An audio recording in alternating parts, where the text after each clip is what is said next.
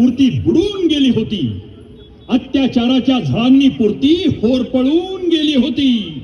आणि अशातच काळोखाच्या भयान गर्भातून एक सूर्य जन्माला यावा, त्याप्रमाणे मा जिजाऊ साहेबांच्या उदरातून शिवाजी नावाचा सूर्य जन्माला आला. आणि अन्याय अत्याचारानं भरडून गेलेल्या या रयतेला आपल्या प्रेमाचे आणि उभारीचे छत्र देऊन गेला. त्याच्या छत्र छायेखाली कुठेही अन्याय नव्हता, अत्याचार नव्हता, ना भ्रष्टाचार होता, ना स्वराज्यातील लेकी सुनांकडे कोणी वाकड्या नजरेनं बघत होता. आज मात्र कुठे ना कुठे लेकी सुनांवर अत्याचार होताय, कोपर्डी सारखे बलात्कार होताय. कायद्याचं राज्य राहिलं नाही, कारण कायदेवाल्यांना छत्रपती शिवरायांची याद राहिली नाही.